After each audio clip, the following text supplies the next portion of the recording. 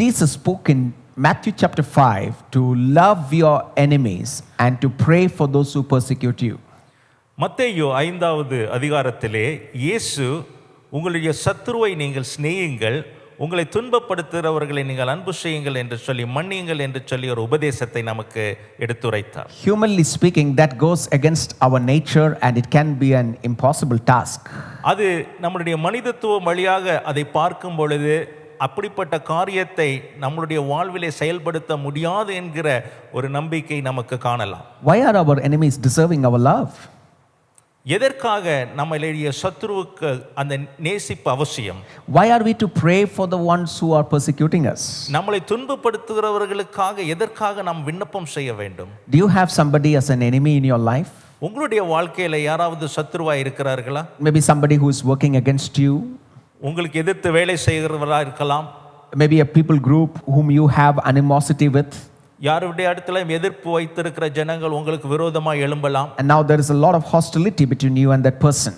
இப்பொழுது அந்த மனிதனை நம்ம விசுவாசித்து அவரை நம்புவது கடினமான காரியமாக இருக்கும். So I want to bring to a message entitled Love Without Boundaries from Matthew chapter 5 verse 43 to 48. இந்த நாளிலும் மத்தேயு 5வது அதிகாரத்தின் 43வது வசனத்திலிருந்து 48வது வசனம் உள்ளதான அந்த மைய பொருளை கொண்டு அன்பு எல்லையற்றது என்பது கருத்திலே உங்களுடைய செய்தியை நான் முன்வைக்க விரும்புகிறேன். We are going to look at Jesus teaching his disciples regarding loving their enemies, and we are going to say ways we can follow this very commandment of loving our enemies. இயேசு தன்னுடைய சீஷர்களுக்கு சத்துருவை எப்படி நேசிக்க வேண்டும் என்கிற அந்த கருத்தை நமக்கு முன்வைத்திருக்கிற இந்த பகுதியிலிருந்து அநேக விதமான வழியில் இயேசுவுடைய அந்த உபதேசத்திலிருந்து எப்படி அதை செயல்படுத்த முடியும் என்று சொல்லி இந்த நாளிலே பார்க்க இருக்கிறோம். Let us read Matthew chapter 5 verse 43 to 48. மத்தேயு 5வது அதிகாரம் 43வது வசனம் தொடங்கி 48வது வசனம் வரைக்கும் நாம் வாசிக்க இருக்கிறோம். உனக்கு அடுத்தவனை சிநேகித்து உன் சத்துருவை பகைப்பாயாக என்று சொல்லப்பட்டதை கேள்விப்பட்டிருக்கிறீர்கள். நான் உங்களுக்கு சொல்லுகிறேன், உங்கள் சத்துருக்களை சிநேகியுங்கள், உங்களை சபிக்கிறவர்களை ஆசீர்வதியுங்கள், உங்களை பகைக்கிறவர்களுக்கு நன்மை செய்யுங்கள், உங்களை நிந்திக்கிறவர்களுக்காகவும் உங்களை துன்பப்படுத்துகிறவர்களுக்காகவும் ஜெபம் பண்ணுங்கள்.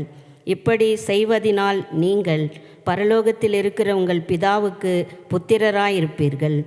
அவர் தீயோர் மேலும் நல்லோர் மேலும் தமது சூரியனை உதிக்க பண்ணி நீதி உள்ளவர்கள் மேலும் அநீதி உள்ளவர்கள் மேலும் மழையை பெய்ய பண்ணுகிறார்.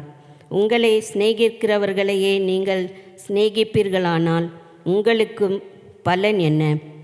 ஆயக்காரரும் அப்படியே செய்கிறார்கள் அல்லவா? உங்கள் சகோதரரை மாத்திரம் வாழ்த்துவீர்களானால் நீங்கள் விசேஷித்து செய்கிறது என்ன? ஆயக்காரரும் அப்படி செய்கிறார்கள் அல்லவா? ஆகையால் பரலோகத்தில் இருக்கிற உங்கள் பிதா பூரண சர்க்குணராய் இருக்கிறது போல நீங்களும் பூரண சர்க்குணராய் இருக்க கடவீர்கள். ஆமேன். Matthew presents his gospel by telling us that Jesus is the king who has come from heaven. மத்தேயு இந்த சுவிசேஷத்திலே இயேசுவானவர் ராஜாவாய் பரலோகத்திலிருந்து நம் முன் வந்தார் என்பதை முன்வைத்து அவருடைய கருத்தை எழுதுகிறார். In chapter 4 verse 17 Jesus said, repent for the kingdom of God is at hand. He has inaugurated, he has started the kingdom of God. மத்தேயு 4வது அதிகாரம் 17வது வசனத்திலே தேவனுடைய ராஜ்யம் சமீபமாய் இருக்கிறது என்பதை குறித்து அந்த ராஜ்யத்துக்குள் இயேசு வந்திருக்கிறார் என்பதை குறித்தும் அங்கே நாம் பார்க்கிறோம். Soon Jesus calls people into the citizenship of his kingdom to be his disciples. வேகமாக இயேசு கிறிஸ்து அவருடைய சீஷர்களை அவருடைய ராஜ்யத்துக்குள் பிரவேசிக்கும்படியாக ஒரு அழைப்பை வைக்கிறார். And when you come to chapter 5, Jesus calls his disciples to a mountainside, and there is a large crowd with Jesus, and Jesus is teaching to his disciples and his would-be disciples on how one can enter the kingdom of God and how one needs to behave now that you are in the kingdom of God. இயேசு தன்னுடைய சீஷர்களை மலை பிரதேச பக்கமாக அழைத்து கொண்டு போய் அங்கே திரளான கூட்டத்துக்கு மத்தியிலே தேவனுடைய ராஜ்யத்தில் எப்படி ஒருவர் வசிக்க முடியும், எப்படி அதிலே வாழக்கூடும் என்கிற தன்மையை குறித்து அவர்களுக்கு எடுத்துரைத்தார். Very simple message but a very profound message. அது ரொம்ப எளிதான ஒரு செய்தி தான், அது ஆழம் நிறைந்த ஒரு பகுதியாகவும் இருக்கிறது. He didn't do anything new. He is given explanation over here about the laws of Moses, and he is giving an explanation telling if you are the kingdom person, listen, this is how you are to live. இங்கே அநேக கட்டளைகள் மோசேயின் மூலமாய் அங்கே கொடுக்கப்பட்டதை இங்கே குறிப்பிட்டு ராஜ்யத்துக்குள் வசிக்கிறவர்கள் இப்படிதான் வாழ வேண்டும் என்கிற அந்த கருத்தை அவர் எடுத்துரைக்கிறார். Jesus gives high expectations to live for his disciples. அவருடைய சீஷர்களிடத்திலே ராஜ்யத்துக்குள் பிரவேசிப்பதை குறித்து ஒரு பெரிய எதிர்பார்ப்பை முன்வைக்கிறார். Nobody has ever said things like that and nobody has ever lived like it. இது போல ஒரு கருத்தை யாரும் சொன்னதும் இல்லை, அந்த கருத்தின்படி யாரும் வாழ்ந்ததும் இல்லை. And if you see Matthew chapter 5, we can find that Jesus is addressing man's daily issues like murder, adultery, and the list goes on. இங்கே மத்தேயு 5வது சுவிசேஷத்திலே இயேசு மனிதனுடைய அன்றாட வாழ்க்கையிலே காணப்படுகிற சில பிரச்சனைகள், கொலை, விபச்சாரம், இது போன்ற சில பகுதிகளை அங்கே அவர் முன்வைத்து அதை எடுத்துரைத்து காட்டுகிறார். We are discussing today about loving your enemies, but I would like to give a recap on what is the passage that is before this. இன்றைய நாளிலே நாம் பார்க்க இருக்கிறதான அந்த எல்லையெல்லாம் அன்பை குறித்து விமர்சிக்கும் பொழுது இதற்கு முன்பதாக இருந்த சில காரியங்களை குறித்து அதுக்கு அடிப்படையாக இருந்த சம்பவங்களையும் குறித்து சுருக்கமாக ஒரு பார்த்துவிட்டு பிற்பாடு போகலாம். In Matthew chapter 5 verse 21 to 26, Jesus says that my disciples will not commit murder, but I am giving a new definition to murder. If you are angry with your brother, you are guilty of committing murder. மத்தேயு 5வது அதிகாரம் 21வது வசனம் முதல் 26வது வரைக்கும் பார்க்கும் பொழுது கொலை செய்யாதிருப்பாயாக என்கிற அந்த செயலை குறித்து நாம் பார்க்கிறோம். ஆனால் இயேசுவினுடைய கருத்து அதை விளக்கி சொல்லும் பொழுது, நீர் உன் சகோதரனிடத்திலே கோபம் கொண்டால் அது அந்த கொலைக்கு சமம் என்று சொல்லி அதுக்கு ஒரு விளக்கத்தை கொடுக்கிறார். Matthew chapter 5 verse 27 to 30, Jesus talks about adultery. மத்தேயு 5வது அதிகாரம் 27 முதல் 30வது வசனம் வரைக்கும் பார்க்கும் பொழுது இயேசு விபச்சாரத்தை குறித்து பேசுகிறார். Jesus says, if in the Old Testament act of adultery was considered adultery, I would say that the moment you look at a woman lustfully, you are guilty of committing adultery. பழைய ஏற்பாட்டிலே அந்த விபச்சாரத்தில் செயல்பட்டு ஈடுபட்டால் தான் அது விபச்சாரம் என்று சொல்லி கருதப்படும். ஆனால் இயேசு அதை எப்படி சொல்லுகிறார் என்று சொன்னால், ஒரு ஸ்திரீயை இச்சையோடு நீ பார்த்தாய் என்று சொன்னால் நீ விபச்சாரம் செய்தாயிற்று என்று சொல்லி அதுக்கு விளக்கம் கொடுக்கிறார். What Jesus is doing is he's taking the laws from the laws of Moses and he's upping the standard for a disciple of Jesus to live. மோசேயினுடைய நியாயப்பிரமாணங்களை இயேசு உதாரணமாக எடுத்து வைத்து சீஷர்கள் தேவனுடைய ராஜ்யத்தில் அது எப்படியாய் அதை புரிந்து கொண்டு வாழ வேண்டும் என்கிற ஒரு விளக்கத்தை அங்கே இயேசு கொடுக்கிறார். It's not only an external behavior, but Jesus is looking at the thoughts and the intent of man's heart. அது வெளிப்புறமான நடக்கை மாத்திரமல்ல, அவனுடைய சிந்தனையும் அவன் இருதயத்தினுடைய உந்துதலான காரியத்தையும் அவர் புரிந்து கொண்டவராய் அங்கே பேசுகிறார். This is kingdom living. இது ராஜ்யத்துக்குரிய வாழ்க்கை. Now that we are in the kingdom of God, we behave like kingdom citizens. நாம் தேவனுடைய ராஜ்யத்துக்குள் இருக்கும் பொழுது அந்த ராஜ்யத்துக்குரிய குடிமுறிப்பு பெற்றவர்களை போல நாம் வாழ வேண்டும். The kingdom of God has not yet come in its full capacity, that will come in the return of Jesus Christ. மறுபடியும் இயேசு வரப்போகிற நாளிலே வரப்போகிற அந்த மகிமையோடு இந்த நாளிலும் ராஜ்யம் காணப்படாமல் இருந்தாலும், but the kingdom of God is already in us. அந்த ராஜ்யம் நமக்குள் இப்பொழுது காணப்படுகிறது. We can experience that kingdom peace and the kingdom joy and the kingdom life in our inside. அந்த ராஜ்யத்துக்குரிய வாழ்க்கையும் சமாதானத்தையும் சந்தோஷத்தையும் இப்பொழுது வாழ்கிற இந்த வாழ்க்கையிலே நாம் உணர முடியும். So Jesus' disciples are called to live out that kingdom behavior that is inside of us in this wicked world, so that we can be an influence in this world. இந்த பொல்லாத உலகத்திலே அப்படிப்பட்ட அந்த ராஜ்யத்துக்குரிய பண்புகளோடு குணாதிசயங்களோடும் ராஜ்யத்துக்குள் இருக்கிற சீஷர்கள் வாழ வேண்டும் என்பதை குறித்து இயேசு இங்கே நமக்கு பிரசங்கிக்கிறார். Sometimes we feel that these are so mountain type of laws that Jesus said, it will be very difficult for us to follow. ஒருவேளை சில நேரங்களிலே இந்த கருத்துக்களை பார்க்கும் பொழுது இது நமக்கு பெரிய மலை போன்ற கடினமான காரியம் போல தோன்றும். It is difficult, yes. அது உண்மைதான், அது கடினமான காரியம். But it is possible by the grace of His Spirit inside of us. நமக்குள்ளே இருக்கிற தேவனுடைய ஆவியின் கிருபையினாலே அது சாத்தியமாகும். Now our Christian life comes in a tension of living according to the future kingdom life right now, and we have been given the Holy Spirit to live such a life, but then our limitations are the evil world and the flesh. So we live in this tension of the flesh and the world outside and the kingdom behavior that comes from our inside. நம்மளுடைய இம்மையிலும் மறுமையிலும் வாழக்கூடிய இந்த நிலையிலே அதை குறித்தான ராஜ்யத்துக்குள் இருக்கிற பதற்றத்தின் மூலமாய் நாம் மாம்சத்தில் வாழ்கிற ஒரு வாழ்க்கையும் ஆவிக்குரிய வாழ்க்கையும் மனிதர்களுக்குள்ள இருக்கிற குணாதிசையின் வாழ்க்கையும் அதனுடைய நிலைப்பாட்டிலே நாம் இப்பொழுது ஒரு பதற்றத்தோடு வாழ்ந்து கொண்டிருக்கிறோம். So we need to live out the kingdom life. நாம் தேவனுடைய ராஜ்யத்துக்குரியவர்களாய் அதிலே வாழ வேண்டும். In Matthew chapter 5 verse 31 and 32, Jesus talks about divorce. மத்தேயு 5வது அதிகாரம் 31வது வசனமும் 32வது வசனமும் பார்க்கும் பொழுது இயேசு அங்கு விவாகரத்தை குறித்து பேசுகிறார். And Jesus is telling that divorce happens because of man's hardness of heart. மனிதனுடைய கடினமான இருதயத்தின் நிமித்தமே அந்த விவாகரத்து நேரிடுகிறது. And Jesus takes his foundation teaching from Exodus chapter 21 and Deuteronomy chapter 24, Matthew chapter 19, he talks about it and he says that I don't permit divorce, but because of man's hard heart, divorce in certain areas is permitted. பழைய ஏற்பாட்டிலே இருந்து யாத்ராகமம் 21வது அதிகாரத்திலிருந்தும் உபாகமம் 24வது அதிகாரமும் மத்தேயு 19வது அதிகாரத்திலிருந்து இயேசு அதற்கு ஒப்பையான வசனங்களை எடுத்து உரைத்து நான் இந்த விவாகரத்தை அனுமதிக்கிறதுக்கு எனக்கு இஷ்டமில்லை, ஆனால் மனிதனுடைய அந்த கடினமான இருதயத்தின் மூலமாகவே இந்த காரியம் நிறைவேறுகிறது என்பதை எடுத்துரைக்கிறார். Divorce was not God's plan. இந்த விவாகரத்து தேவனுடைய தீர்மானம் அல்ல. God wants man and woman who are united in holy matrimony, who has made a covenant with God to be together, to always be together until death do them part. மரணம் அவர்களை பிரிக்கும் வரைக்கும் தேவனுடைய முன்பதிலே உடன்படிக்கையோடு அந்த உடன்படிக்கை செய்து ஒன்றாக வாழ வேண்டும் என்கிற ஒரு பெரிய வாஞ்சை தான் ஆண்டவருக்கு இருந்தது. And then Jesus says that because of man's hard heart, there are times where one spouse is caught in adultery or sexual immorality.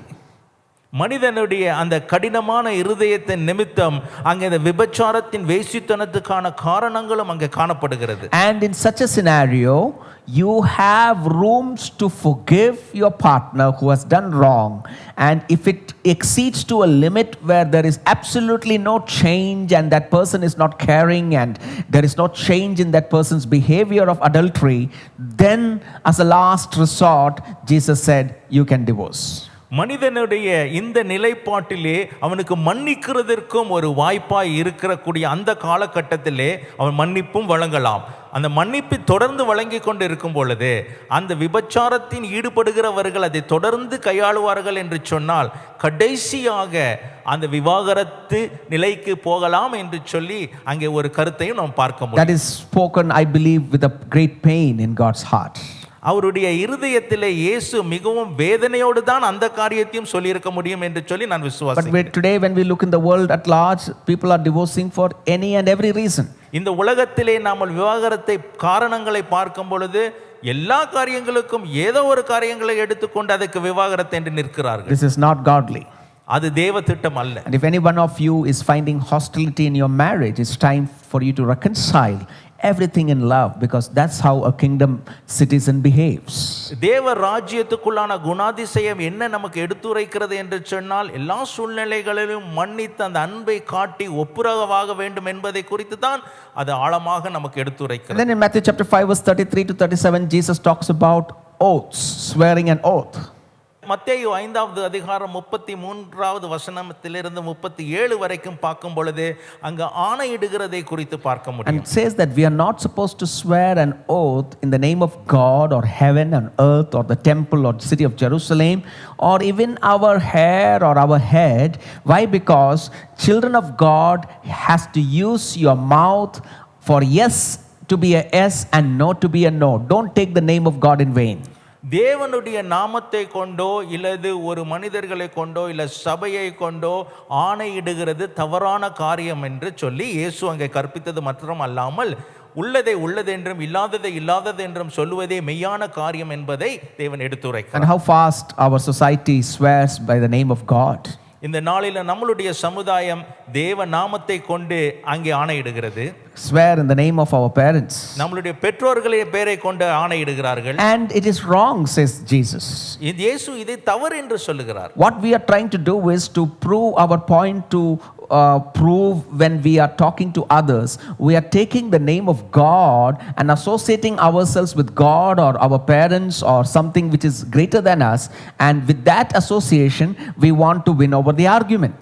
நம்மளுடைய முறைப்பாட்டின் மத்தியிலே இயேசுவையோ அல்லது மற்ற பெற்றோர்களையோ யாரையோ சார்பாக கொண்டு அவர்கள் ஸ்தானத்தில் இருந்து அந்த காரியத்தை ஆணையிடுவது போல அது நிமித்தமாக என்னுடைய வாக்குவாதத்திலே மெய் என்பதை உறுதிப்படுத்தும் வண்ணமாக இப்படிப்பட்ட செயல்பாடுகள் காணப்படுகிறது, தவறு என்று சொல்லுங்கள். Be truthful with what you say. நீங்கள் சொல்லுகிறதிலே உண்மையாயிருங்கள். You don't have to associate yourself with somebody greater than you. உங்களுக்கு மேலான அதிகாரத்துவம் உள்ளவர்களோடு நீங்கள் இணைத்துக் கொண்டு அவனமாய் பேச வேண்டும். And I've also seen people that they will associate themselves to some politicians or some powerful people in some area to show that they are also powerful. மற்ற ஜனங்களை பார்க்கும் பொழுது அரசியல் செல்வாக்கு உள்ளவர்களோ அதிகாரம் உள்ளவர்களையோ இணைத்துக் கொண்டு அவர்கள் அதிகாரத்திலிருந்து இவர்கள் பேசுவண்ணமாய் பேசுவார்கள். We are not to associate ourselves with anybody. What we say has to be yes or no, and that's how the kingdom people talk. ராஜ்யத்துக்குரியவர்கள் உள்ளதை உள்ளதென்றும் இல்லாததை இல்லாததென்றும் சொல்லுவதே அவசியம். மற்றவர்களோடு இணைத்துக் கொண்டு அவர்கள் சார்பிலே நீங்கள் ஆணையிடக்கூடாது என்பதை இயேசு இங்கே கற்பித்தார். This is about how we use our tongue to speak the truth.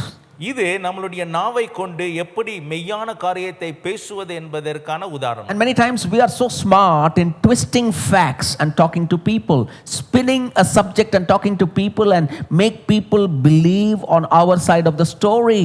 Jesus says, let your yes be yes and no be no. Be truthful with what you speak. அநேக நேரங்களிலே நம்மளுடைய சம்பவங்களை அதை திருத்தி அதை மற்ற விதத்திலே பேசி மற்றவர்களை நம்பும் வண்ணமாக அதை நயப்படுத்தி பேசுகிற காரியங்கள் நம்முடைய நாவில் வழியாக வருகிறது நிமித்தம் இயேசு சொல்லுகிற காரியம் அது தவறு. நீங்கள் சொல்லுகிற காரியம் மெய்யாகவே ஆம் ஆம் என்றும் இல்லதை இல்லாதது என்றும் நீங்கள் சொல்ல வேண்டும். Kingdom citizens speak truth from the heart. ராஜ்யத்துக்குரியவர்கள் உள்ளத்தின் ஆழத்திலிருந்து உண்மையை பேசுவார். We don't have to hide things. எதையும் மறைக்க வேண்டிய We அவசியம். don't have to twist things. எதையும் திருச்சி பேச வேண்டிய We அவசியம். don't have to take association with somebody else. நீங்க யாரோடும் சார்பாக இருந்து பேச வேண்டாம். And we say yes, which is yes, and no, which is no. உண்மையை ஆம் என்றும் இல்லாததை இல்லை என்றும் சொல்லுவது ராஜ்யத்துக்குரிய பண்பு. And in verse 38 to 42, Jesus talks about eye for eye. He talks about an Old Testament law and he's telling that you are not supposed to take revenge, and kingdom citizens should be not revengeful people. மத்தேயு 5:38 42 வரைக்கும் பார்க்கும் பொழுது பழிவாங்குதலை குறித்து அங்கே அவர் எடுத்துரைக்கும் பொழுது பழைய ஏற்பாட்டிலே கண்ணுக்கு கண் பல்லுக்கு பல் என்கிற அந்த சொல்லை நீங்கள் பயன்படுத்தாதபடி ராஜ்யத்துக்குரியவர்கள் இப்படிப்பட்ட பழிவாங்கும் எண்ணம் இருக்கக்கூடாது என்பதை எடுத்துரைக்கிறார். And many times we are so revengeful. When somebody does harm us and when we are insulted by somebody, we wait for a chance to take revenge on people. நமக்கு அநேக நேரங்களில் இந்த இப்படிப்பட்டதான பழிவாங்கும் எண்ணங்கள் குணங்கள் நமக்கு இருக்கிறது. ஏனென்று பார்க்கும் பொழுது யாராவது நமக்கு கேடு விளைவித்தால் அவர்களுக்கு சந்தர்ப்பம் வரும் பொழுது நாமளும் கேடு விளைவிக்க வேண்டும் என்று காத்து கொண்டு இருக்கிற எண்ணம் மனிதனுக்கு உண்டு. We don't take revenge. ஆனால் நாம் அதை செய்ய வேண்டிய அவசியம் இல்லை. Remember David, when he had the chance to kill Saul, he did not take revenge, but he spared his life. தாவீதுக்கு சவுலின் மேல் ஒரு வாய்ப்பு கிடைத்த பொழுது அவன் அதே சமயத்திலே எதிர்த்து நின்று பழி வாங்கி இருக்கக்கூடும். ஆனால் தாவீது அவனமாக செய்யவில்லை. So don't take revenge.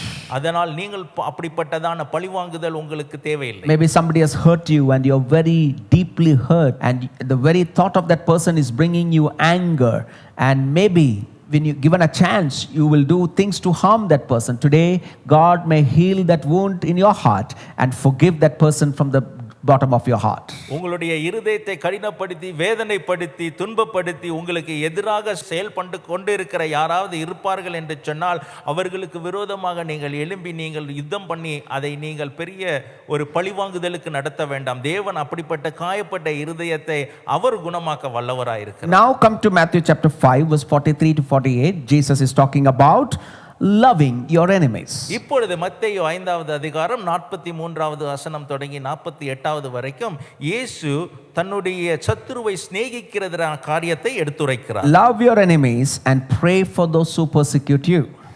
உங்கள் எதிராளிகளை நீங்கள் சிநேகியுங்கள், துன்பப்படுத்துகிறவர்களுக்காகவும் ஜெபம் பண்ணுங்கள். The response by evil by somebody to you is not that you don't do anything, but you return action of agape love.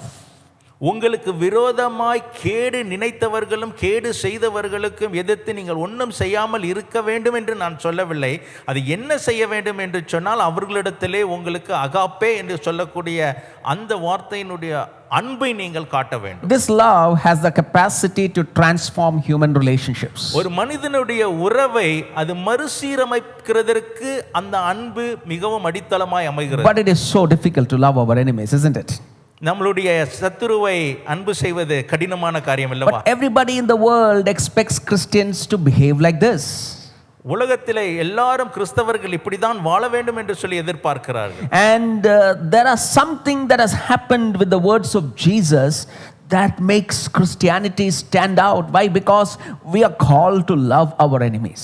இயேசுவினுடைய உபதேசத்தின் வழியாய் பார்க்கும் பொழுது கிறிஸ்தவர்களுடைய வாழ்க்கை வேறுபட்டு இருக்கும்படியாக நாம் பார்க்க முடியும். ஏனென்று சொன்னால் சத்துருவை நாம் சிநேகிக்க வேண்டும். In chapter 5 verse 43, let us see how Jesus says, you have heard that it was said, love your neighbor and hate your enemy. மத்தேயு 5:43 வசனம் வாசிக்கும் பொழுது, உனக்கு அடுத்தவனை சிநேகித்து உன் சத்துருவை பகைப்பாயாக என்று சொல்லப்பட்டதை கேள்விப்பட்டிருக்கிறீர்கள் என்று எடுத்து காண்கிறார். You know, this was what was being taught to them by the Pharisees and the teachers. பரிசேயர் மூலமாகவும் வேதபாரகர் மூலமாகவும் ஜனங்களுக்கு இப்படிதான் உபதேசம் இருந்தது. Love your neighbor, hate your enemy. உங்களை சிநேகிக்கிறவர்களை சிநேகியுங்கள், உங்களை சத்துருவை நீங்கள் பகையுங்கள் என்று. But what was the law originally given to Moses? ஆனால் மோசேக்கு கொடுக்கப்பட்ட உண்மையான கட்டளை என்ன? In Leviticus chapter 19 verse 18 we can find the foundation of what Jesus is speaking.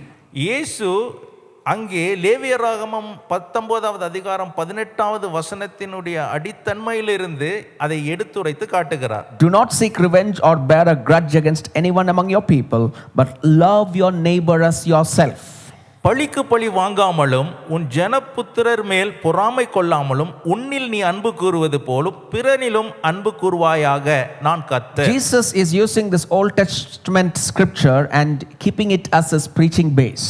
இயேசு இந்த பழைய ஏற்பாட்டினுடைய அந்த வாக்கியத்தை எடுத்து இங்கே உபதேசத்துக்கு அவர் எடுத்துரைக்கிறார். And here God had told them regarding their love for one another that they are supposed to love their own tribesmen and the people of Israel and all the people across the tribes. They need to show genuine brotherly love. அவர்கள் மத்தியிலே வசித்து கொண்டிருந்த ஜனங்கள் எல்லா இனத்தாரோடும் அவர்கள் அன்பு செலுத்த வேண்டும் என்கிற அந்த சகோதர அன்பை அங்கே வாக்குத்தத்தமாய் கொடுத்திருந்தார் என்பதை இயேசு எடுத்து காண்பித்தார். Many times it is very difficult for us to love our own people. அநேக நேரங்களிலே நம்முடைய ஜனத்தாரை நேசிப்பது மிகவும் கடினமான காரியம். Who are our neighbors? Our immediate family members. நம்முடைய பக்கத்தில் இருக்கிற ஜனங்கள் யார்? நம்மளுடைய குடும்பத்தார், our relatives, நம்மளுடைய உறவினர்கள், our colleagues, வேலை செய்கிறவர்கள், and our neighbors who are nearby us. நம்மளை பக்கத்திலே அருகாமையில வசிக்கிறவர்கள். And you know how difficult sometimes life can get because of certain issues, how difficult relationships can get. வாழ்க்கையின் சில நிகழ்வுகளின் நிமித்தம் இந்த உறவுகள் எவ்வளவு கடினமாக இருக்கும் என்பதை நாம் உணர்ந்திருக்க முடியும். But a disciple of Jesus has to practice loving your own neighbor. ஆனால் இயேசு கிறிஸ்துவை சீஷனாக இருக்கிறவர்கள் வீட்டிலே வேலை செய்பவர்களுக்கு நம்ம அந்த அன்பை காட்ட வேண்டும். Look at this passage in Leviticus chapter 19 verse 15 to 18, how God is explaining to the Israelites on how they are to take care of the neighbors and look for the welfare of the neighbors. அயலானை எப்படி கருசனையோடு அவர்களை ஏற்றுக்கொண்டு அவர்களை நடத்த வேண்டும் என்பதை குறித்து லேவியராகமம் 19 வசனம் தொடங்கி 18 வசனம் வரைக்கும் எழுதியிருக்கிறதை பார்க்க முடியும். நியாய விசாரணையில் அநியாயம் செய்யாதிருங்கள், சிறியவனுக்கு முகதாட்சிணியம் செய்யாமலும் பெரியவனுடைய முகத்துக்கு அஞ்சாமலும் நீதியாய் பிறனுக்கு நியாய தீர்ப்பாயாக. உன் ஜனங்களுக்குள்ளே அங்கும் இங்கும் கோல் சொல்லி திரியாயாக. பிறனுடைய இரத்த பழிக்கு உட்பட வேண்டாம், நான் கர்த்தர்.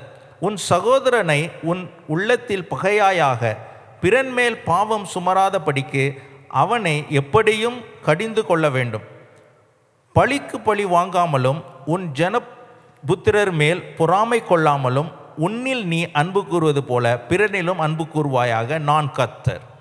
So this whole passage talks about how a Jewish person have to relate to his neighbor. இந்த முழு வாக்கியமும் ஒரு யூதன் எப்படியாக தன்னுடைய அயலானை அன்பு செய்ய வேண்டும் என்பதை குறித்து காண்பிக்கிறது. And God wants us to practice love to our neighbors likewise. இதே போல தேவன் நம்மளுடைய அயலானிடத்திலும் அன்பு காட்ட வேண்டும் என்று சொல்லி எதிர்பார்க்கிறார். Remember, this law, the moral laws are still applicable to us. இந்த சட்ட திட்டங்கள் நியாயப்பிரமாணங்கள் நமக்கும் இது சார்புடையதாக இருக்கிறது. Do not show partiality or favoritism, but judge your neighbor fairly. யாருக்கும் நீங்கள் எந்த விதத்திலும் மாற்று கருத்தாக நீங்கள் எதையும் சொல்லாதபடி நியாயமான விதத்திலே நீங்கள் நீதியை செய்ய வேண்டும். Don't slander among your people. மற்றவரிடத்திலே கோலி சொல்லி அலைய வேண்டாம். No, do not do anything that endangers your neighbor's life. யாருடைய வாழ்க்கைக்கும் நீங்கள் கேடு விளைவிக்க கூடாது. Do not hate a fellow Israelite. யாரையும் நீங்கள் பகைக்க கூடாது. And rebuke your neighbor frankly. உன் சகோதரனிடத்திலே நீ இருக்கிற குறைகளை வெளிப்படையாக நீ பேச வேண்டும். And in verse 18, that do not bear a grudge among your people, but love your neighbor as yourself, says the Lord.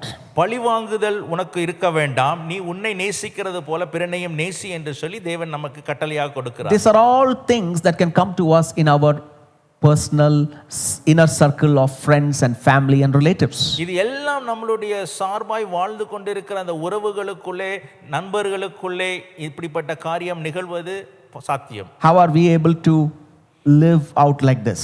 இப்படிப்பட்ட வாழ்க்கை எப்படி நாமல் வாழ முடியும்? Are you able to love your neighbor? உங்களுடைய அயலானை நீங்கள் நேசிக்க முடியுமா? Your own family member, are you able to love them and treat them fairly? உங்களுடைய குடும்பத்தினரை நீங்கள் அன்பு செய்து நியாயத்தில் நடத்த முடியுமா?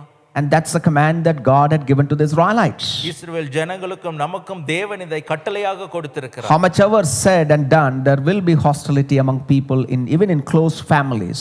But God wants us to live in absolute peace and reconciliation and joy, right from our homes to our immediate circle of relationships. எப்படிப்பட்ட விரோதமும் பகையும் நம்மை சூழ்ந்திருந்தாலும் நம்ம வாழக்கூடிய அந்த வாழ்க்கையில இருக்கிற அயலானிடத்திலும் நம்ம குடும்பத்தினரிடத்திலும் அந்த சந்தோஷமும் அன்பும் நிறைந்தவர்களாய் நம்ம வாழ வேண்டியது அவசியம். And God gives further definition of who a neighbor is in the book of Leviticus. He expands that horizon of who the neighbor is.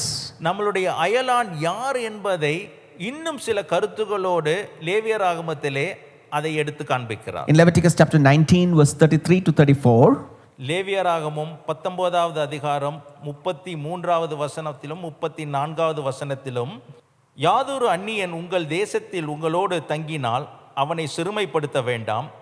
உங்களிடத்தில் வாசம் பண்ணுகிற அந்நியனை சுதேசி போல எண்ணி நீங்கள் உங்களில் அன்பு கூறுகிறது போல அவனிலும் அன்பு கூர்வீர்களாக. நீங்களும் எகிப்து தேசத்தில் அந்நியராய் இருந்தீர்களே, நான் உங்கள் தேவனாகிய கர்த்தர். So now God is enlarging their horizon, the reach of who their real neighbor is. இப்பொழுது தேவன் உங்களுடைய அந்நியர் யார் என்பதை சற்று விரிவாக எடுத்துரைக்கிறார். First, God said it is your immediate family members, your tribesmen, and even the people from other tribes of Israel. உன்னுடைய இனத்தாரும் உன்னுடைய குடும்பத்தாரும் மற்ற இஸ்ரவேல் வம்சத்தாரும் உன்னுடைய கூட்டாளி என்று சொல்லி அங்கே காண்பித்தார். Now God is enlarging that circle and is telling that there are foreigners who come among you for job or immigration or poor and needy, and you need to love that foreigner as yourself, accept them and provide for them. இப்பொழுது உங்களிடத்திலே அந்நியராய் வெளி தேசங்களிலிருந்து வேலைக்கோ உங்களிடத்தில் அந்நியராய் வந்து வசிக்கிறவர்களை நீங்கள் சுதேசி என்று எண்ணி அவர்களை நீங்கள் அன்பு செய்ய வேண்டும் என்று காட்டுகிறார். And God just expanded the horizon of who a neighbor is. உங்களுடைய அந்நியர் யார் என்பதை சற்று விரிவாக்கமாக அவர் எடுத்து காண்பிக்கிறார். And we live in a society where foreigners are treated with disrespect. இந்த நாளில் நம்ம வாழ்கிற சமுதாயத்திலே அந்நியருக்கு எந்த ஒரு மதிப்பும் கொடுக்கிறதில்லை. You know, we live in a society where one state people look down on the different state people. நாம் வசிக்கிற இந்த சமுதாயத்திலே மற்ற மாநிலங்களிலிருந்து வருகிறவர்களை நம்ம வித்தியாசமான வேறு கண்ணோடு பார்ப்போம். Especially there are a lot of laborers from North India who are in our city, and how do we treat them? Do we treat them as enemies or do we treat them with love? நம்முடைய இந்த பட்டணத்திலே மேற்கத்திலே இருந்து வந்து வேலை செய்கிற சில ஜனங்கள் இருக்கிறார்கள். அவர்களை எந்த கண்ணோட்டத்தோடு பார்க்கிறோம், அவர்களை அன்பு செய்து அவர்களை நேசிக்கிறோம். And usually when people go migrate for work to different places, they can be oppressed and underpaid and treated less. And God is concerned about justice. God is concerned about everybody. And God is telling, treat them also fairly. Treat them as your neighbor and friends and provide for them. ஜனங்கள் வேறு இடத்திலே போய் வேலைக்கென்று சொல்லி சொல்லும் பொழுது அவர்கள் நசுக்கப்பட்டு நொறுக்கப்பட்டு இல்லை கம்மியான சம்பளத்துக்கு அவர்கள் அங்கே அடிமைத்தனத்தில் இருக்கிற ஜனங்களை குறித்து தேவன் கருசனை உள்ளவராய் கண்டு அவர்களுக்கு நீங்கள் நியாயம் செய்ய வேண்டும், அன்பு செய்ய வேண்டும் என்கிற கருத்தை எடுத்து காண்பிக்கிறார். Now, who are the enemies of Israel during the time of Jesus? இயேசுவின் நாட்களிலே இஸ்ரவேல் ஜனங்களுக்கு யார் சத்துருவாய் இருந்தார்? First of all, let us look at who are the neighbors. முதலாவது யார் அவர்கள் பக்கத்தில் இருந்த உறவினர்கள் என்று The பார்க்கிறோம். neighbors are their family, their tribesmen, and every tribe of Israel living in the promised land is their immediate neighbor. அவர்கள் வாக்குத்தத்தம் பண்ணப்பட்ட அந்த இடத்திலே அவர்கள் யூத குடும்பத்தினரும் அவர்களை சார்ந்த இருந்த அந்த மற்ற ஜனத்தாரும் இனத்தாரும் தான் அவர்களுடைய ஜனமாயிருந்தார்கள். And by the time of Jesus, the rabbis had started teaching them, love your neighbor and hate your enemies. அப்போது இருந்த உபதேசம் என்று சொன்னால் உன்னுடைய அயலானை நீ நேசிக்க வேண்டும், ஆனால் உன் சத்துருவை நீ அவனுக்கு பகை உண்டாக்க வேண்டும். Absolutely distorted God's teaching in the laws. இது சட்டத்துக்கு விரோதமான ஒரு வாக்குத்தத்தமாய் இருந்தது. And who were their enemies? அவர்கள் எதிரிகள் யார்? Their enemies were the Roman soldiers who were marching up and down in the land. அந்த தேசத்திலே அவர்களுக்கு எதிர்த்து நின்னவர்கள் யார் என்று பார்த்தால் ரோம சாம்ராஜ்யத்துக்குரியவர்கள். And they would be at the mercy of this Roman soldiers because the Romans were ruling over them. And it had gone to a fact that even near the temple there were legions of Roman soldiers waiting for an uproar to stop and oppress the Jewish people, and they became their enemy. யூத ஜனத்துக்கு ரோம சாம்ராஜ்யத்தின் மூலமாய் நிகழ்வுபட்ட காரியங்களும் அவர்கள் சபை வழியாய் வந்த காரியங்களும் பார்க்கும் பொழுது அவர்களுக்கு சத்துருவாய் காணப்பட்டார்கள். And for more than 600 years Israel has been living under the oppression of the foreign powers. 600 ஆண்டுகளுக்கு மேலாய் பார்க்கும் பொழுது இஸ்ரவேல் ஜனங்கள் அந்த யூத கோத்திரமானது அங்கே வெளியிலிருந்து வந்து ஆட்சி செய்தவர்களுக்கு அடிமையாய் இருந்தார்கள். They lived under Assyria, then they lived under Babylon, and then they lived under Persia. சிரியர்களுக்கும் பாபிலோனியர்களுக்கும் பெர்சியர்களுக்கும் அவர்கள் அடிமையாக இருந்தார்கள். Then the Greece took over and Egypt took over, and now they are under the Romans, and they are so oppressed and they are treating their enemies, the people who are ruling over them, as enemies. அங்கே கிரேக்கர்களும் எகிப்தியர்களும் ரோமர்களும் மற்றும் மேற்கொண்டு படையெடுத்து அவர்களை ஆட்சி செய்த பொழுது அவர்கள் சத்துருவாய் எண்ணினார்கள். Why? Because Jews were treated as a minority and they hated these rulers who are oppressing them. அவர்கள் அங்கே சிறுமைப்படுத்தப்பட்டவர்களாக இருந்ததினாலே அந்த ரோம சாம்ராஜ்யர் ஆட்சி செய்தவர்களுக்கு மேல் அவர்களுக்கு பகை உண்டானது. Can you imagine when India was ruled by the British and how much of animosity the people of India had towards this British, because they feel that they are ruling them with injustice and taking the best out of the land. ஆங்கிலேயர்கள் நம்மளை ஆட்சி செய்த பொழுது எப்படிப்பட்ட பகை உணர்வு அந்த நேரத்திலே காணப்பட்டிருக்கும். ஏனென்று சொன்னால் அவர்கள் நம்மளை நசுக்கி ஆண்டார்கள் என்பதை நாம் பார்த்திருக்கிறோம். Now Jesus says, instead of hating them, you love them and do good to them and you pray for them. ஆனால் இயேசு என்ன சொல்லுகிறார் என்று பார்த்தால் அப்படிப்பட்டவர்களுக்காக நீங்கள் நன்மை செய்து அவர்களிடத்திலே அன்பு காட்டி அவர்களிடத்திலே நீங்கள் அவர்களுக்காக விண்ணப்பம் பண்ணுங்கள். What a transforming kingdom command. எப்படிப்பட்டதான மறுரூபமாகப்படக்கூடியதான ராஜ்யத்தின் It கட்டளையாய் is mind blowing to know Jesus speaking such powerful words. இது நம்மளுடைய சிந்தனைக்கு அப்பாற்பட்ட காரியமா இந்த வார்த்தைகள் நம்முடைய வாழ்க்கையில காணப்படுகிறது. Who else are the enemies of Israel? இஸ்ரவேலுக்கு யார் சத்ருவாய் இருந்தார்? Tax collectors, their own tax collectors were considered enemies. அவர்களுடைய வரி வசூலிக்கிறவர்கள் அவர்களுக்கு எதிரியாய் காணப்பட்டார்கள். They would charge exorbitant tax from their own people, pocket that money and also give the share to the Roman government. அந்த காரியத்தை செய்கிறவர்கள் அவர்களுடைய ஜனத்தார் இனத்தாரிடத்திலே வரி வசூலித்து அவர்களுடைய பையிலும் நிரப்பிக் கொள்வார்கள். அது ரோமர்களுக்கும் அதை கொடுப்பார்கள். And they used to hate these tax collectors, not go into their homes or not give them invitation for weddings, and they were not welcome to their homes. இப்படிப்பட்ட வரி வசூலிப்பவர்களை அவர்கள் கருத்திலே கொண்டு அவர்களுக்கு பகையாய் நினைத்து அவர்களை எந்த ஒரு காரியத்திலும் அவர்களை அழைப்பு விடுவிக்க மாட்டார்கள். And Jesus says, இயேசு சொல்லுகிறார், love such people. அப்படிப்பட்ட ஜனத்தை நீங்கள் நேசிங்க. My dear brother, my dear sister, என்னுடைய அருமையான சகோதர சகோதரிகளே, who are those enemies that have come into your life? உங்களுடைய வாழ்க்கையில அப்படிப்பட்ட சத்ருவா யார் இருக்கிறார்? Maybe you feel that some people are oppressing you. ஒருவேளை உங்களை சபிக்கிறவர்களாய் சிலர் காணப்படலாம். Maybe somebody is taking advantage of you. என்னுடைய வாழ்க்கையில சில பேர் என்னை ஏளனமாய் எண்ணி என்னை சார்பிலே எடுத்துக்கொள்ளலாம். They are talking against you and they are scheming against you. ஒருவேளை உங்களுக்கு விரோதமாய் பேசி திட்டங்களை தீட்டலாம். God is telling this morning that we as the kingdom children of God, we are to love our enemies. ஆனால் ராஜ்யத்துக்குரிய பிள்ளைகளாய் நீங்களும் நானும் இருக்கிறவர்கள் அப்படிப்பட்ட சத்துருவை சிநேகிக்க வேண்டும் என்கிற வார்த்தையை எதிர்பார்க்கிறார். We were enemies of this great God. நாம் இந்த வல்லமையான தேவனுக்கு சத்துருவாய் இருந்தோம். And while we were yet enemies, our God loved us.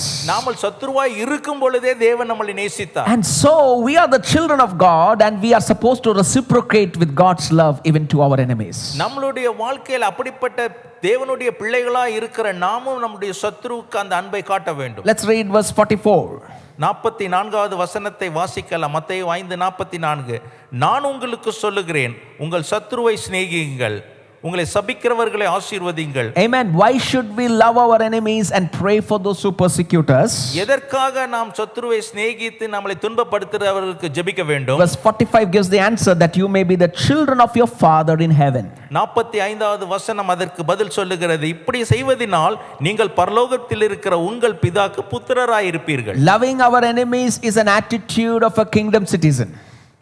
நம்மளுடைய சத்துருவை சிநேகிப்பது என்பது ராஜ்யத்துக்குரிய தன்மையாய் காணப்படுகிறது. Because this is the character traits of our great God. இது நம்மளுடைய வல்லமையான தேவனுடைய குணாதிசயம். Now where did Jesus get this principle of God loving his enemies?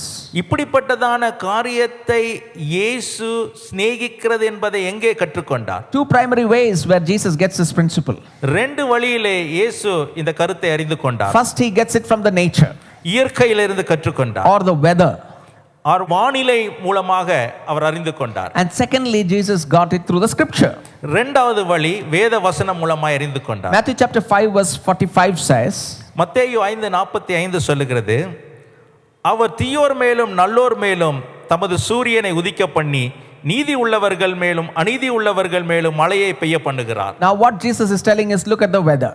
இப்பொழுது இயேசு என்ன சொல்லுகிறார்? நீங்க காலத்தின் வானிலையை பாருங்கள். For example, if you drive from Bangalore all the way to Hyderabad using the Bellary road, most of the Bangalore part of the highway will be green and lot of greeneries around. நீங்கள் பெங்களூர் பட்டணத்திலிருந்து ஹைதராபாத்துக்கு பெல்லாரி வழியாய் கடந்து போனீர்கள் என்று சொன்னால் அந்த பெங்களூர் பட்டணம் எல்லை வரைக்கும் பார்த்தால் பசுமையாக காணப்படும். But after some time the road changes and the situation changes and it looks all dry and no trees and it is all barren land. அதற்கு பிற்பாடு பார்த்தீர்கள் என்று சொன்னால் அந்த சூழ்நிலை அப்படியே மாறி அங்கே வறட்சியும் வறண்ட நிலமும் காணப்படும். So if you start to think that this green vegetation is a friend of God and God is favorable to them, but the dry land is an enemy of God and God is harsh to them, that is a wrong way of thinking about God. தேவன் இப்படிப்பட்ட செழிப்பான பகுதியை சார்ந்தவரும் மற்றமான வறண்ட நிலத்திற்கு தேவன் எதிர்த்து நிற்கிறவரும் என்று சொல்லி நீங்கள் கருத்தில் கொண்டுவீர்கள் என்று சொன்னால் அது தவறான கருத்து. God is not like that. அப்படிப்பட்ட தேவன் இல்லை. Look at two farmers who are farming in adjacent fields. இப்பொழுது விவசாயிகளை குறித்து பாருங்கள். ரெண்டு விவசாயிகள் பக்கத்தில் இருக்கிற நிலத்திலே விவசாயம் செய்கிறார்கள். One is a good farmer. ஒருவன் நல்லவர். He pays his worker the wages. அவர்கள் நல்ல வேலை செய்கிறவர்களுக்கு கூலி ஒழுங்காக கொடுக்கிறார். God fearing man. கடவுளுக்கு பயந்தவர். He pays taxes. அவர் வரி கட்டுகிறார். Does not cheat on the weights. அங்கே எடை போடுவதிலே கள்ளத்தனம் பண்ணுவரும் அல்ல. But the next farmer, ஆனால் மற்ற விவசாயி is an evil person. அவர் தவறு செய்கிறவர். And he cheats on the worker's salary. அவர் அங்கே கூலி கொடுப்பதிலே ஏமாற்றுகிறவர். Cheats on the tax. வரி கட்டுவதிலே ஏமாற்றுகிறவர். And he also cheats on the weighing scale. அங்கே எடை பார்ப்பதிலும் ஏமாற்றம் செய்கிறவர். But when God sends the sunshine in the morning, காலையிலே தேவன் சூரியனை உதிக்க செய்யும் பொழுது both the farmers equally get the sunshine. இரண்டு விவசாயிகளும் ஒரே விதமான கதிர்களை அவர்கள் சந்திக்கிறார்கள். God does not treat that evil farmer the way he needs to be treated. அவன் எப்படி அவனை நடத்த வேண்டும் என்று சொல்லி அவ்வனமாய் அவர் நடத்துகிறவர் அல்ல. God is fair. அவர் எல்லாவற்றையும் நியாயம் செய்கிறவர். And imagine it's a rainy season and God is sending the rain. மழை காலத்திலே தேவன் மழை அனுப்புகிறார். God does not put a boundary with the good farmer's field and say that, okay, you will get rain and this guy will not get rain. அங்கே விவசாயினுடைய நிலத்திலே ஒரு பிரிவினை உண்டாக்கி நல்ல விவசாயிக்கு மழையும் கெட்ட விவசாயிக்கு மழை கொடுப்பதுமல்ல என்ற காரியங்களை அவர் தேவன் செய்வதல்ல. God is not like that. தேவன் அப்படிப்பட்டவர் அல்ல. God is fair both to the good and to the bad. நல்லவருக்கும் தீயவருக்கும் தேவன் ஒரே நியாயத்தை செய்கிறார். Sure, there is a day of accountability and the day of judgment for everything done by man, and God will hold him accountable. மனிதன் செய்கிற ஒவ்வொரு தவறுக்கும் கண்டிப்பாக கணக்கு கொடுக்க வேண்டியது அவசியம். But in this side of eternity, it is a time of grace, and God provides oxygen, and God provides air, and God provides rain and sunshine equally to everybody. தேவனுடைய அந்த மகிமையிலே அவர் இந்த நாட்களிலே வசிக்கும் பொழுது அவருடைய கிருபை நிமித்தம் சூரியனின் ஒளியையும் மழையையும் மனுஷர் மேல் பிரகாசிக்க பண்றதும் வருஷிக்க பண்ணுகிறதும் தேவனுடைய குணாதிசயமாக And இருக்கிறது. Jesus has a God-saturated view on the world, whether they are evil people or good people. உலகத்தை பற்றிய ஒரு நிறைவுற்ற பார்வை இயேசுவினிடத்தில் இருக்கிறது. அவர் தீயவர்களையும் நல்லவர்களையும் ஒரே நோக்கத்தோடு பார்க்கிறார். And where did Jesus get this principle from? எங்கே இருந்து தேவன் இந்த தத்துவத்தை எடுத்துக்கொண்டார்? Psalm 145 verse 8 and 9. சங்கீதம் 145 8 முதல் 9 வரைக்கும். And Psalm 145 verse 15 and 16 says, சங்கீதம் 145 15 16 கர்த்தர் இரக்கமும் மன உருக்கமும் நீடிய சாந்தமும் மிகுந்த கிருபையும் உள்ளவர். கர்த்தர் எல்லார் மேலும் தயவுள்ளவர். அவர் இரக்கங்கள் அவருடைய எல்லா கிரியைகளின் மேலும் உள்ளது. சங்கீதம் 145 15 16. எல்லா ஜீவன்களின் கண்களும் உம்மை நோக்கி கொண்டிருக்கிறது. ஏற்ற வேளையிலே நீர் அவைகளுக்கு ஆகாரம் கொடுக்கிறீர். நீர் உமது கையை திறந்து சகல பிராணிகளின் வாஞ்சையும் திருப்தியாக்குகிறீர். ஆமென். Jesus has been reading this psalm, and probably he's getting this principle of loving your enemies and treating the ones who are evil with goodness from this passage. இயேசு இந்த வாக்கியங்களை வாசிப்பதின் மூலம் அங்கே எப்படி உங்கள் சத்துருவை நீங்கள் நடத்த வேண்டும் என்கிற காரியத்தை அவர் அறிந்து எடுத்துரைக்கிறார். There is something with the weather that reveals God's bounds of generosity. தேவனுடைய அளவற்ற அந்த குணாதிசயங்களை இந்த இயற்கையின் சம்பவங்கள் நமக்கு எடுத்துரைக்கிறது. And look at God's character. God is loving.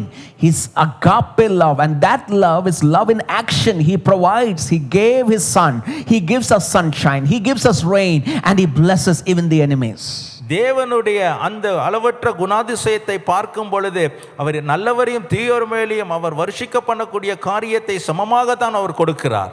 So if you are a disciple of this God, நீங்கள் இப்படிப்பட்ட தேவனுடைய சீஷர்களாய் இருப்பீர்களானால் we are not to treat our enemies like the worldly people treat. உலகத்தார் நம்ம சத்துருவை நடத்துவது போல நீங்கள் சத்துருக்களை நடத்தக்கூடாது. We are to love them with our heart. நம்மளுடைய உள்ளத்தின் ஆழத்திலிருந்து அவர்களை சிநேகிக்க, Provide for them.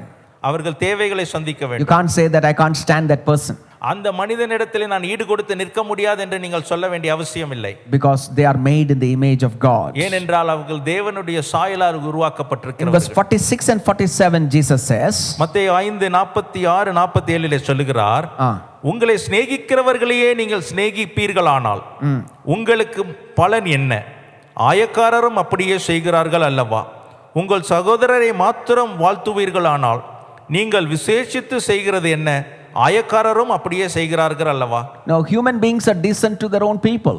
மனிதர்கள் அவருடைய சொந்த ஜனத்துக்கு தான் அவர்கள் கண்ணியமாய் நடப்பார்கள். Even though we are selfish, we are decent and we provide for our own people, and there is a level of decency that we treat each other with.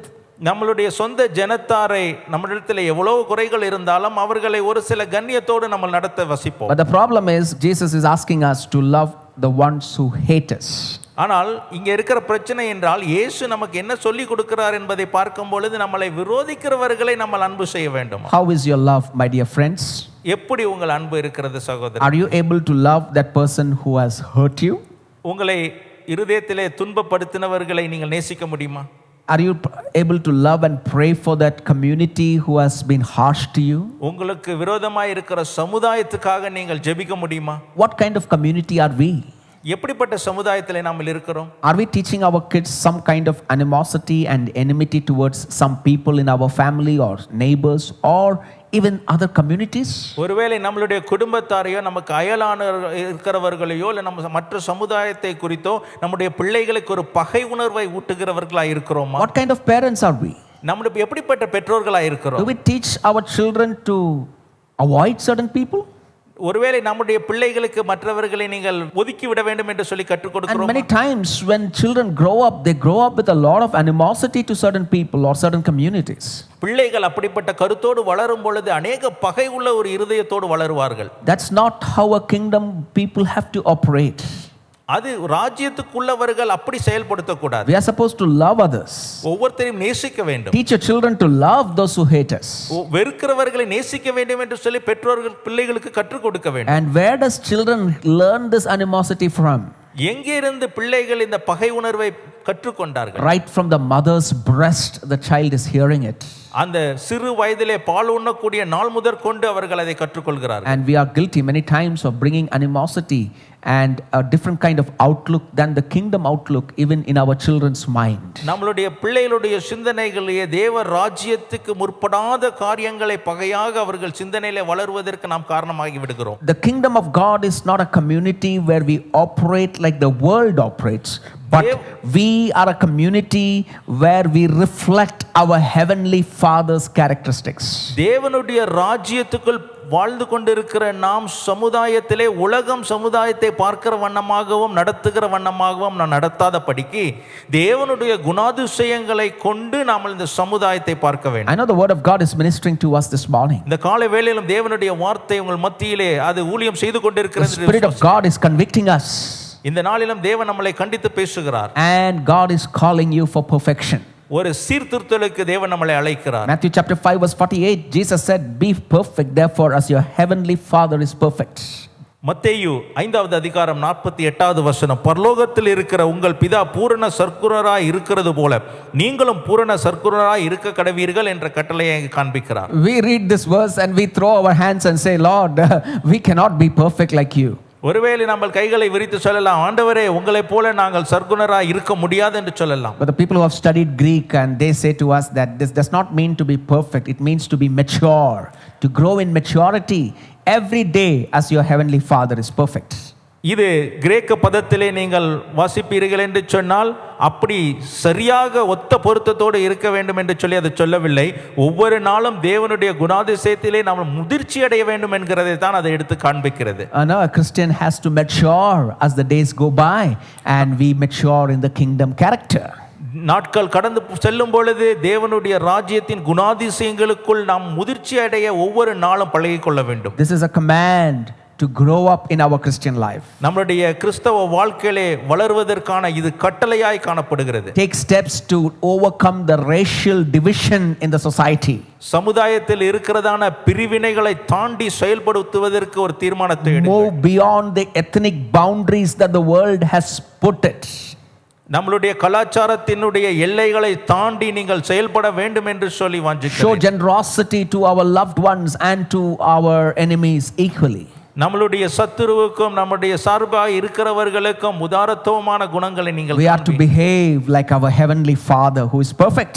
நம்மளுடைய பரலோகத்தில் இருக்கிற பிதா எப்படி பூரண சர்க்குணராய் இருக்கிறாரோ அதே போல் நம்மளுடைய வாழ்க்கையிலும் பூரண சர்க்குணராய் இருக்க கடவுள். And John, the beloved disciple, he brings this principle out so beautifully in his writing. யோவான் தன்னுடைய சுவிசேஷத்தின் மூலமா இந்த காரியத்தை அழகாக எடுத்துரைக்கிறார். 1 John chapter 4 verse 7 to 12. 1 யோவான் 4ஆம் அதிகாரம் 7 - 12 வரை.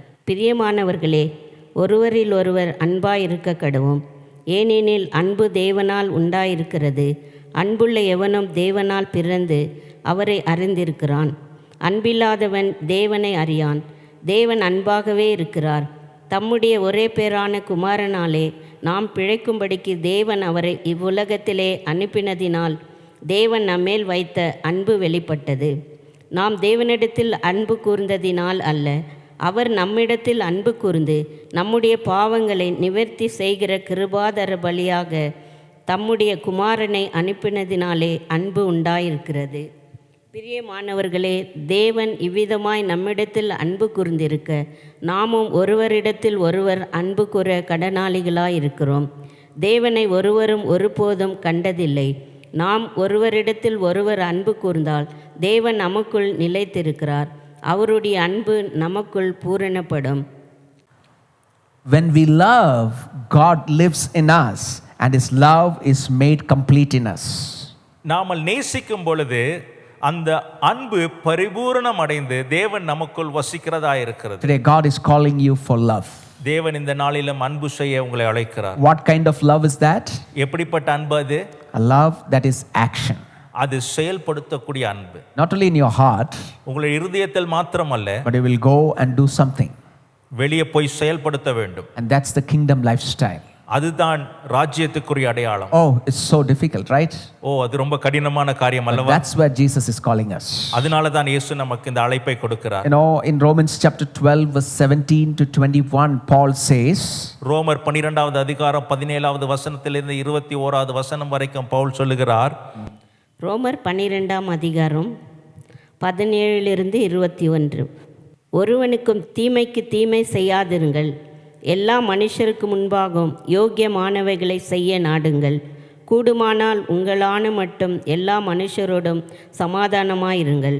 பிரியமானவர்களே, பழி வாங்குதல் எனக்குரியது, நானே பதில் செய்வேன் என்று கர்த்தர் சொல்லுகிறார் என்று எழுதியிருக்கிறபடியால் நீங்கள் பழி வாங்காமல் கோபாக்கினைக்கு இடம் கொடுங்கள்.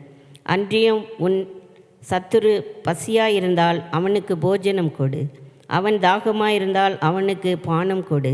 நீ இப்படி செய்வதினால் அக்கினி தழலை அவன் தலையின் மேல் குவிப்பாய். நீ தீமையினால் வெல்லப்படாமல் தீமையை நன்மையினால் வெல்லு. Do not be overcome by evil, but overcome evil with good. தீமைக்கு தீமை செய்யாமல் தீமைக்கு நன்மை செய்ய நாடுங்கள். And God is calling us for that. தேவன் நம்மை அதுக்கு அழைக்கிறார். Let me ask you, brothers and sisters, நான் உங்களுக்கு ஒரு கேள்வியை கேட்க விரும்புகிறேன் சகோதர how is your சகோதரிகளே. Christian love? உங்களுடைய கிறிஸ்தவ அன்பு எப்படி இருக்கிறது? Are you able to love your neighbor? உங்களுடைய அயலானை நேசிக்க முடியுமா? Your own loved ones? உங்களுடைய அன்பு செய்யக்கூடியவர்களை? Many times, maybe the best of relatives or best of friends can become the greatest of enemies. அநேக நேரங்களிலே நல்ல ஒரு சிறந்த ஒரு அன்புக்குள்ள உங்களுடைய நண்பர்கள் கூட எதிரியாய் மாறலாம். And then there are other enemies. அதற்கு பிற்பாடு மற்ற சத்துருக்களும் இருக்கலாம். God wants us to work in our inner circle and also our outer circle and practice love. நம்மளுடைய வாழ்க்கையிலே தேவன் நம்மளை சார்ந்து இருக்கிறவர்களும் அதற்கு அப்பாறு இருக்கிறவரிடத்திலும் அன்பை செயல்படுத்த வேண்டும் என்று விரும்புகிறார். How can we love? எப்படி அதை நாம் அன்பு செய்ய வேண்டும்? First of all, forgive them. முதலாவது அவர்களை மன்னியுங்கள். You know, as you are sitting in the service, make a heart commitment to the Lord that, Lord, I am going to forgive all those who hurt me. இந்த நேரத்திலும் ஆராதனையிலே பங்கு பெற்று அமர்ந்து கொண்டிருக்கிற நீங்கள் ஒரு தீர்மானத்தை எடுங்கள். ஆண்டவரே, இப்படிப்பட்ட ஜனங்களை நான் மன்னிக்கிறேன் என்று இருதயத்திலிருந்து சொல்ல வேண்டும். And let that forgiveness get deep into your life. அந்த மன்னிப்பானது உங்களுடைய வாழ்க்கையில ஆழமாய் செயல்பட தொடங்கும். Secondly, pray for them. இரண்டாவது காரியம் அவர்களுக்காக ஜெபிக்க வேண்டும். That's what Jesus taught us. அதுதான் இயேசு கற்பித்து கொடுத்தார். Take a time to pray for them and bless them in your prayer. அவர்களுக்காக நேரத்தை செலவழித்து ஜெபியுங்கள், அவர்களை ஆசீர்வதிங்கள். Thirdly, consider them victims also. அவர்களை நீங்கள் பார்க்கும் பொழுது அவர்களும் பாதிக்கப்பட்டவர்கள் என்று சொல்லி எண்ணி பாருங்கள். For all have sinned and fallen short of the glory of God. எல்லோரும் பாவம் செய்து தேவனுடைய மகிமையை இழந்தார்கள். We are sinners, they are sinners. நாமளும் பாவிகள், அவர்களும் So பாவிகள். consider them victims also of this fallen world. தள்ளப்பட்ட இந்த உலகத்திலே அவர்களும் பாதிக்கப்பட்டவர்கள் என்பதை நீங்கள் எண்ணிக்கொள்ளுங்கள். And then speak well of them. அவர்களை குறித்து நன்றாக காரியத்தை பேசுங்கள். Come to James chapter 4 verse 11. யாக்கோபு 4வது அதிகாரம் 11வது வசனம். சகோதரரே, ஒருவருக்கொருவர் விரோதமாய் பேசாதிருங்கள்.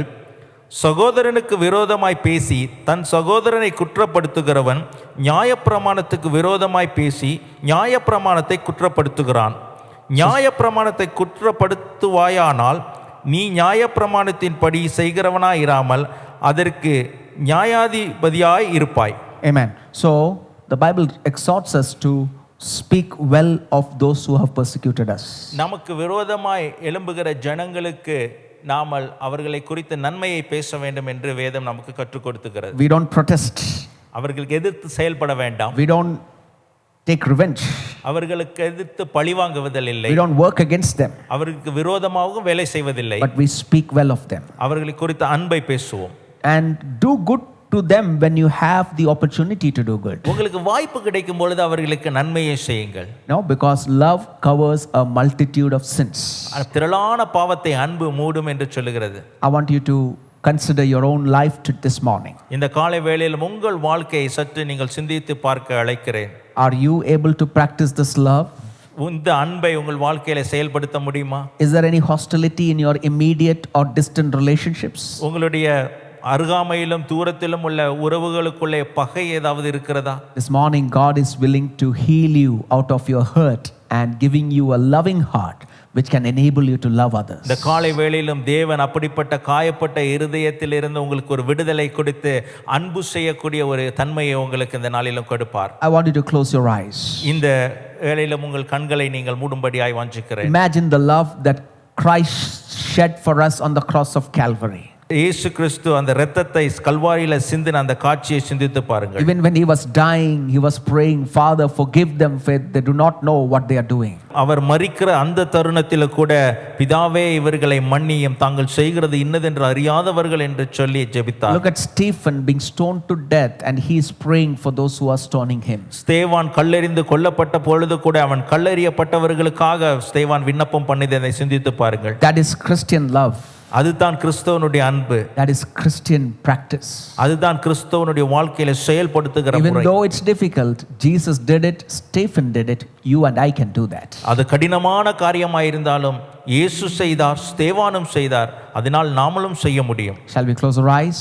கண்களை மூடலாமா? Ask God to fill us with his grace. அவருடைய கிருபையினாலும் நம்மை மூடும்படியாய் As we ஜெபிக்கலாம். conclude this sermon, I want to pray with you.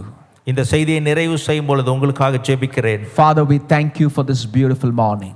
தகப்பனே, இந்த அருமையான காலை நேரத்துக்காக நன்றி Thank you சொல்லுகிறேன். for ministering to us through your powerful word. உம்முடைய வல்லமையான வார்த்தை மூலமா எங்களுக்கு Lord, உபதேசித்ததற்காக many நன்றி. times we are hurt by so many people. அநேக வேளைகளில் மனிதர்களால் காயப்பட்டு இருக்கிறோம். Give us that love. அந்த அன்பை எங்களுக்கு தாரும். You loved us while we were enemies. நாங்கள் சத்துருவாய் இருக்கும் பொழுது நீர் எங்களை Give நேசித்தீர். us your heart.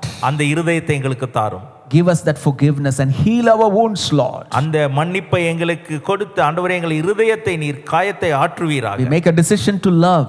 இந்த நாளில் நாங்கள் அன்பு செய்ய தீர்மானிக்கிறோம். Enable us to practice this teachings of yours. உம்முடைய உபதேசத்தை எங்கள் வாழ்க்கையிலே நாங்கள் அபியாசப்படுத்த And as எங்களுக்கு people are deciding to practice, let there be healing and deliverance upon your people. ஜனங்கள் இப்படி தீர்மானம் செய்திருக்கிற பொழுது தேவனுடைய அங்க ஒரு பெரிய விடுதலை ஒரு வாழ்க்கையிலே காணப்படும். Hallelujah, hallelujah. Turaba shekerada rababa. Let the people be touched by your presence right now.